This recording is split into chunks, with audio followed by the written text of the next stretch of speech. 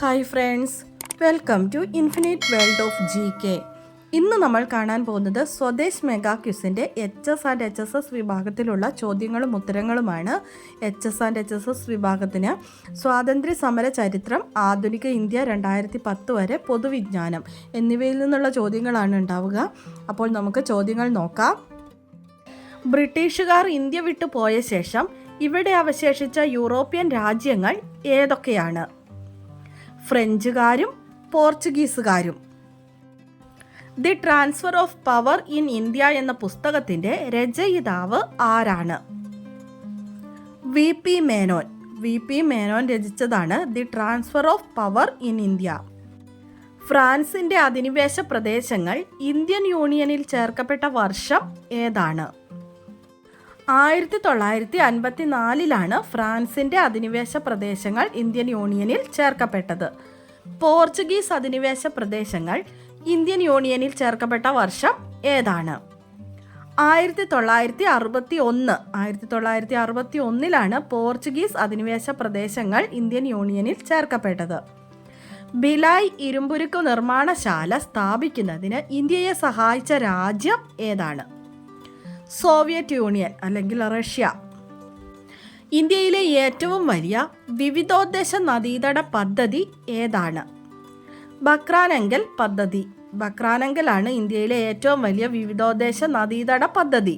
ഇത് സ്വതന്ത്ര ഇന്ത്യയിലെ ആദ്യത്തെ നദീതട പദ്ധതിയാണ്. സത്ലജ് നദിയിലാണ് ഈ പദ്ധതി നിർമ്മിച്ചിരിക്കുന്നത്.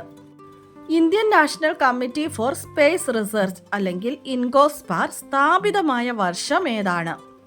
1962 ഇൻഗോസ്പാർ സ്ഥാപിതമായത്. ഇൻഗോസ്പാറിനെ വികസിപ്പിച്ച് ISRO Indian space research organisation നിലവിൽ വന്ന വർഷം ഏതാണ്? 1969 ഓഗസ്റ്റ് 15.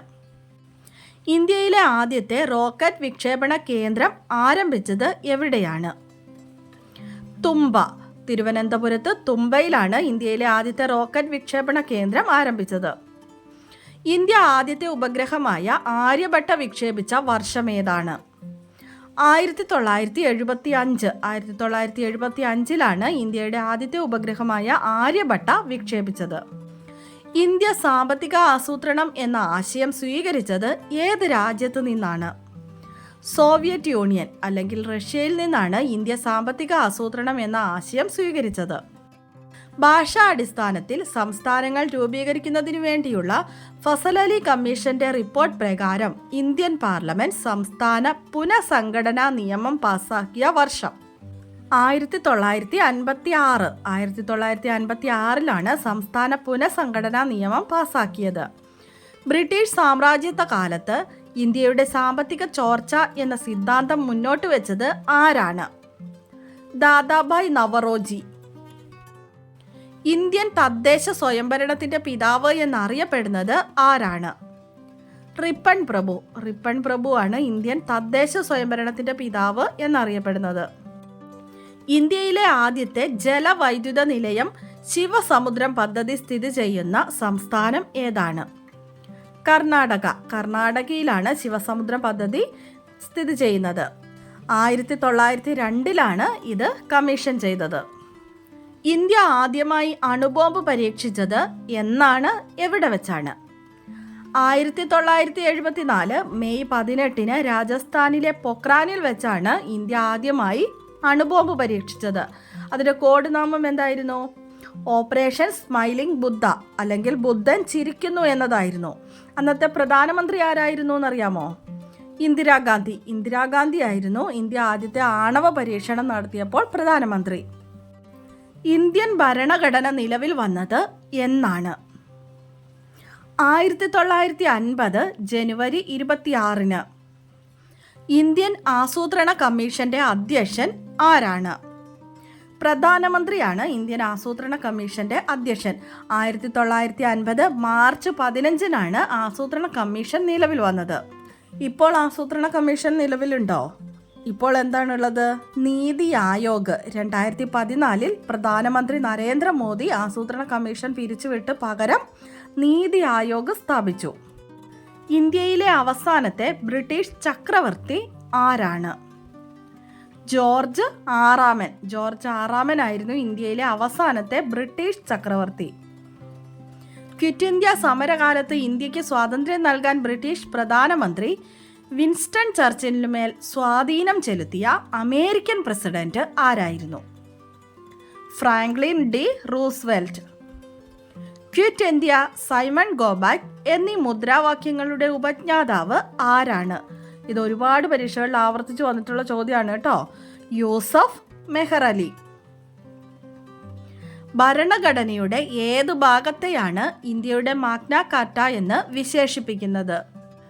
മൗലിക അവകാശങ്ങളെയാണ് ഇന്ത്യയുടെ മാഗ്ന കാർട്ട എന്ന് വിശേഷിപ്പിക്കുന്നത്. സ്വതന്ത്ര ഇന്ത്യയിലെ ആദ്യ ബജറ്റ് അവതരിപ്പിച്ച ധനമന്ത്രി ആരാണ്? ആർ കെ ഷൺമുഖം ഷെട്ടിയാണ് സ്വതന്ത്ര ഇന്ത്യയിലെ ആദ്യ ബജറ്റ് അവതരിപ്പിച്ച ധനമന്ത്രി. കേരളത്തിലെ വില്ലുവണ്ടി സമരത്തിന് നേതൃത്വം നൽകിയത് ആരാണ്? അയ്യങ്കാളിയാണ് കേരളത്തിലെ വില്ലുവണ്ടി സമരത്തിന് നേതൃത്വം നൽകിയത്. ഇന്ത്യൻ ഭരണഘടന രൂപീകരിക്കാനെടുത്ത സമയം എത്രയാണ്? 2 വർഷവും 11 മാസവും 18 ദിവസവുമാണ് ഇന്ത്യൻ ഭരണഘടന രൂപീകരിക്കാനെടുത്ത സമയം. വിവരാവകാശ നിയമം പാസാക്കിയ ആദ്യ ഇന്ത്യൻ സംസ്ഥാനം ഏതാണ്? തമിഴ്നാടാണ് വിവരാവകാശ നിയമം പാസാക്കിയ ആദ്യ ഇന്ത്യൻ സംസ്ഥാനം. കേരളം ആദ്യമായി സന്തോഷ് ട്രോഫി നേടിയ വർഷം ഏതാണ്? 1973 കേരളം ആദ്യമായി സന്തോഷ് ട്രോഫി നേടിയത്. സുപ്രീം കോടതി ചീഫ് ജസ്റ്റിസായ ആദ്യ മലയാളി ആരാണ്? ജസ്റ്റിസ് KG ബാലകൃഷ്ണനാണ് സുപ്രീം കോടതി ചീഫ് ജസ്റ്റിസായ ആദ്യ മലയാളി. ഇപ്പോഴത്തെ സുപ്രീം കോടതി ചീഫ് ജസ്റ്റിസ് ആരാണ്? ജസ്റ്റിസ് ബി ആർ ഗവായി ആണ് നിലവിൽ സുപ്രീം കോടതി ചീഫ് ജസ്റ്റിസ്, അതായത് 52ാമത്തെ സുപ്രീം കോടതി ചീഫ് ജസ്റ്റിസ്. 1947 ബ്രിട്ടനിൽ ഇന്ത്യയുടെ ഹൈക്കമ്മീഷണറായി പ്രവർത്തിച്ച മലയാളിയായ മഹത് വ്യക്തി ആരാണ്? VK കൃഷ്ണമേനോൻ. വിവരാവകാശ നിയമപ്രകാരമുള്ള അപേക്ഷകളിൽ ഒട്ടിക്കേണ്ട കോർട്ട് ഫീ സ്റ്റാമ്പിന്റെ മൂല്യം എത്രയാണ്? 10 രൂപ. 10 രൂപയാണ് വിവരാവകാശ നിയമപ്രകാരമുള്ള അപേക്ഷകളിൽ ഒട്ടിക്കേണ്ട കോർട്ട് ഫീ സ്റ്റാമ്പിന്റെ മൂല്യം. നമ്മുടെ കഴിഞ്ഞ ദിവസത്തെ ബോണസ് ക്വസ്റ്റ്യൻ ഇന്ത്യയുടെ ഭൂപട നിർമ്മാണ പഠനങ്ങൾക്കുള്ള ഉപഗ്രഹം എന്താണ് എന്നതായിരുന്നു. എന്താണ് ആൻസർ കാർട്ടോസാറ്റ് 1. ആൻസർ കറക്റ്റായി ആദ്യം തന്നെ പറഞ്ഞിരിക്കുന്നത് സഭ, അനൈക്യ രാജ്, വൈഷ്ണവ് വാസുദേവ്, ഷിജില ദിനേശ്, ആദിദേവ്, ആത്മിക ശരത്, സാധിക, ഷാൽവിൻ എസ് വിനോദ് എന്നിവരാണ്. ആൻസർ പറഞ്ഞ എല്ലാ കൂട്ടുകാർക്കും അഭിനന്ദനങ്ങൾ. നമുക്ക് ഇന്നത്തെ ചോദ്യം നോക്കാം. മുഹമ്മദൻ ആംഗ്ലോ ഓറിയന്റൽ കോളേജ് സ്ഥാപിച്ചത് ആരാണ്? ആൻസർ അറിയാവുന്നവർ വേഗം തന്നെ കമൻറ്റ് ചെയ്തോളൂ. ഇന്നത്തെ വീഡിയോ നിങ്ങൾക്ക് എല്ലാവർക്കും ഇഷ്ടമായി കാണുമെന്ന് വിചാരിക്കുന്നു. ഇഷ്ടമായാൽ ലൈക്ക് ചെയ്യാനും നിങ്ങളുടെ കൂട്ടുകാർക്കൊക്കെ ഒന്ന് ഷെയർ ചെയ്ത് കൊടുക്കാനും സബ്സ്ക്രൈബ് ചെയ്യാതെ കാണുന്ന കൂട്ടുകാരുണ്ടെങ്കിൽ ഒന്ന് സബ്സ്ക്രൈബ് ചെയ്യാനും മറക്കല്ലേ. അതുപോലെ തന്നെ നമ്മുടെ ചാനലിൽ ജൂൺ 22 വൈകുന്നേരം 7 മണിക്ക് ചാന്ദ്രദിന ക്വിസ് മത്സരം നടക്കുന്നുണ്ട്. നിങ്ങൾ അറിഞ്ഞിട്ടില്ലെങ്കിൽ ഇതിനു മുന്നേ നമ്മൾ 2 ചാന്ദ്രദിന ക്വിസ് വീഡിയോകൾ ഇട്ടിട്ടുണ്ട്. അത് രണ്ടും പോയി കണ്ടു നോക്കണം കേട്ടോ. പുതിയൊരു വീഡിയോയുമായി അടുത്ത ദിവസം നമുക്ക് വീണ്ടും കാണാം. Thanks for watching.